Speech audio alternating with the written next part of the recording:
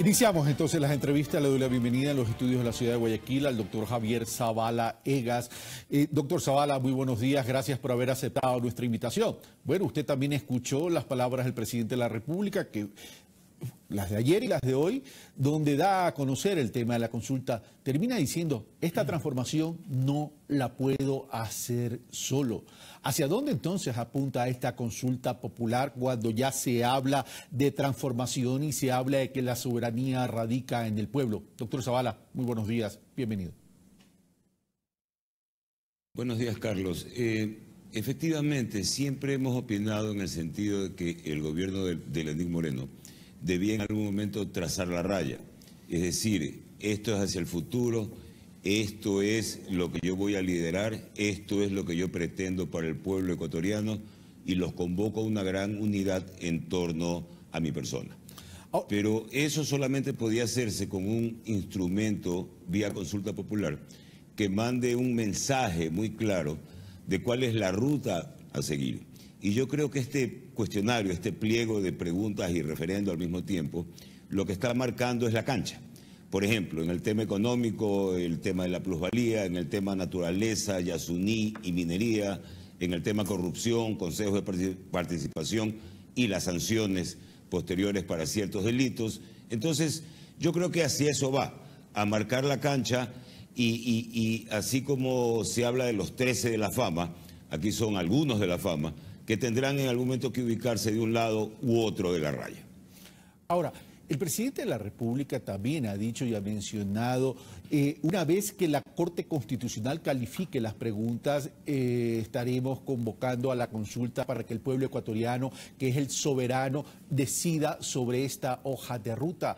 ¿Pudiese existir o presentarse alguna inquietud, duda o en términos de las preguntas por parte de la Corte Constitucional, considerando, por ejemplo, que la pregunta que tiene que ver con la reelección indefinida, hay una resolución en el año 2015 de parte de esta misma Corte?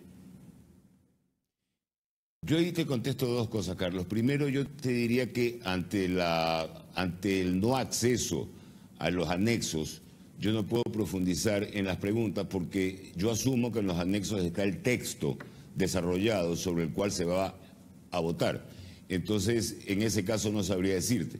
Pero lo que yo sí te digo es que el control constitucional que establece la ley orgánica respectiva versa sobre el procedimiento, sobre la competencia de quien pretende convocar a una consulta popular o referéndum y sobre el cuestionario.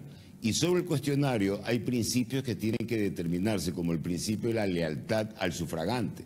Y este principio habla de claridad y no ambigüedad o un tema por pregunta. Entonces, el tema de la lealtad al sufragante también es importante si es que existen ciertos vacíos que deberán complementarse en un momento dado.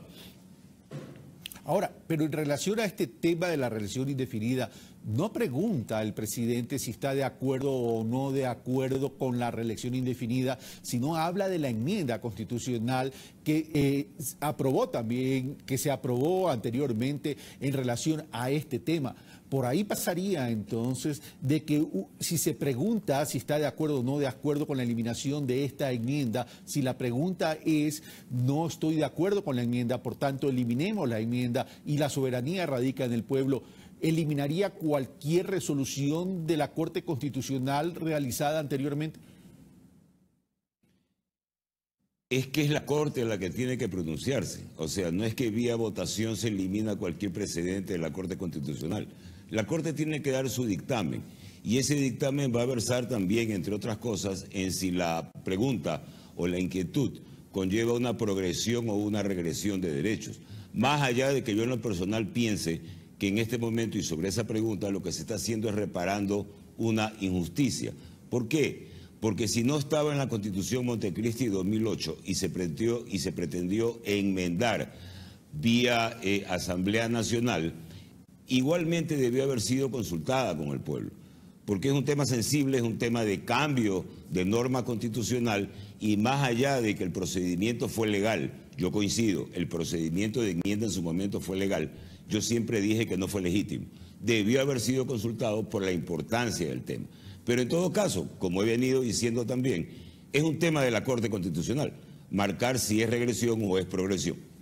Ahora, uno de los temas fuertes que ya se ha venido debatiendo en el país, pero que hoy con la pregunta en la consulta que se pone a consideración del pueblo ecuatoriano previa intervención de la Corte Constitucional, tiene que ver con la supresión de por vida de los derechos políticos para aquellos funcionarios públicos y de elección popular que sean declarados culpables en caso de corrupción. Este es un tema que en otros países ya existe. Este es un tema que establece, o porque algunas personas los pudiesen interpretar como una supresión de derechos, por tanto sería inconstitucional, o es una práctica de sancionatoria a todos aquellos que traicionan la voluntad popular y las leyes del Ecuador. Yo debo asumir que es una supresión, y te digo que debo asumir porque no tengo el texto o los anexos, pero yo debo asumir que es la supresión de los derechos políticos de un ciudadano. No puede ser los derechos ciudadanos, porque eso, en mi concepto, sería inconstitucional, en primer lugar. Y en segundo lugar, en lo que respecta a los bienes, se refiere a una especie de incautación o confiscación, sin perjuicio que pueda existir posteriormente una ley de extinción de dominio. Pero esto va criminológicamente en el sentido de aumentar el costo de la comisión de un crimen frente al beneficio que pudo haber obtenido. Se basa en la ecuación costo-beneficio. A mayor costo no hay beneficio, por lo tanto se previene la comisión de delitos. Por eso se agravan las consecuencias o se agravan las penas en función del delito cometido. Ahora bien, el presidente de la República ha venido hablando de forma recurrente sobre la necesidad de fortalecer la institucionalidad democrática del Estado de Derecho del Ecuador en una vida democrática.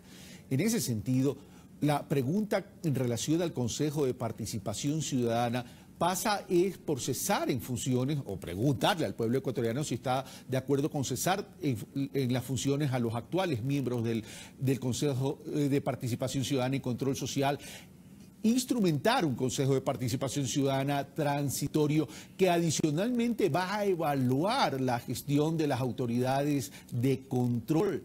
En ese sentido, ¿qué tan fuerte es esa pregunta en relación a tener un punto de partida para ese fortalecimiento institucional que el presidente de la República ha venido expresando de forma recurrente, doctor Zavala? Evidentemente, en este tema del control social, yo creo que es una pregunta contundente, creo que es una inquietud contundente. Yo creo que el presidente lo que pretende es cortar por lo sano el tema, crear un gran tribunal transitorio en este sentido de evaluación de las gestiones de los órganos de control vía o hacia un consejo de participación definitivo vía sufragio universal. Pero definitivamente es una pregunta contundente. Creo que el control social ha estado o fue muy mal diseñado desde Montecristi 2008, un experimento que fracasó. Si usted tiene un control social asentado en la participación ciudadana, cooptado, capturado por el Estado, al ser función del Estado, usted va a tener entes rectores permeables y absolutamente permisibles a los intereses del gobierno de turno. Aquí lo que se trata es de legitimar un nuevo Consejo de Participación vía sufragio. Ahora, pero el tema es cómo blindamos al Consejo de Participación Ciudadana nuevo a efectos de que las nuevas designaciones que haga no las haga con la finalidad de la cooptación, porque está visto que no hay modelo perfecto en este tema. Sí, efectivamente, no hay modelo perfecto, ni hay modelo absolutamente blindado a la cooptación o a la corrupción. Ni siquiera las autoridades designadas con toda la hoja de vida que usted quiere puede permitirle al país pensar que no va a ser sujeto de corrupción eventualmente. No hay sistema perfecto, pero yo creo que debemos seguir experimentando. Si algo le da esta pregunta o esta respuesta a la función de transparencia y control social en el Consejo de Participación es legitimidad, porque es vía instrumento de democracia directa que los señores están sentados como vocales del Consejo. Se debatió mucho en relación a este tema, si se eliminaba el Consejo de Participación Ciudadana o se le quitaba algunas funciones. En definitiva, ni se lo limitó ni se lo le quitó funciones, simplemente se lo va a reestructurar y al Consejo de Participación Ciudadana y Control Social Transitorio va a evaluar a las autoridades de control y va a establecer los mecanismos de designación. Pero hay un tema que tiene que ver con el tema de participación ciudadana y es la visión de la participación ciudadana. Una cosa es que la participación ciudadana nazca de la ciudadanía, es decir, de la base, y otra cosa es que venga y provenga del Estado. Y en ese sentido la pregunta no trata ni topa nada de esto.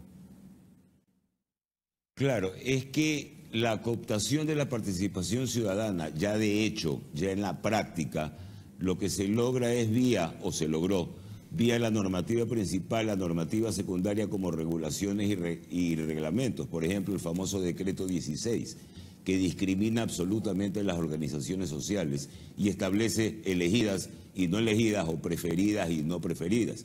Entonces, eso no tanto debería ir en un cuestionario de referendo o de consulta popular. Yo creo que eso es labor legislativa posteriormente, de hacer una depuración de la normativa que guiaba o guía al Consejo de Participación Ciudadana. Y cambiando de tema, doctor Zavala, el día de ayer algunos diarios, en especial el diario El Telégrafo, lo cataloga como día histórico por todo lo sucedido en la historia del país. Es la primera vez que un presidente, por más que no haya tenido funciones, pero sí está en ejercicio, es privado de la libertad en un proceso de instrucción fiscal que terminó y que lo involucra dentro ya del juicio penal que estaría siguiendo la Fiscalía. El juez lo ordenó. ¿Cuál sería entonces la situación del señor vicepresidente de la República y qué incidencia va a tener esto en la democracia ecuatoriana y en la gobernabilidad? Bueno, es un tema, a ver, todo proceso penal es un drama, todo proceso penal es una tragedia, más allá de la calidad del procesado. En este caso estamos hablando de un vicepresidente de la República, pero que de acuerdo a lo que él ha dicho y de acuerdo a lo que el país está viendo y de acuerdo a lo que se está desarrollando, tiene una suerte seguida a través de un debido proceso penal, una acusación fiscal que deberá ser debidamente fundamentada hacia la sentencia condenatoria, pero en todo caso, en todo este drama, en toda esta tragedia, lo que me parece impresentable es que el vicepresidente no haya renunciado todavía. Y lo digo enfáticamente sin ningún ánimo personal. ¿Pero por qué lo digo? Porque el momento que el Procurador General del Estado presentó la acusación particular contra el vicepresidente, en ese momento cualquier espacio de decisión personal o subjetiva se terminaba. Porque era el Estado ecuatoriano, vía procurador, que estaba acusando penalmente al vicepresidente de la República. Y no renuncia, pero sí renuncia a la dirigencia, sí renuncia a la vicepresidencia de su partido por sensibilidad y consideraciones. Eso es impresentable. Yo creo que a estas alturas ya el vicepresidente debe renunciar. Bueno, muchas gracias, doctor Zavala, por estar con nosotros y por haber aceptado esta invitación. Gracias.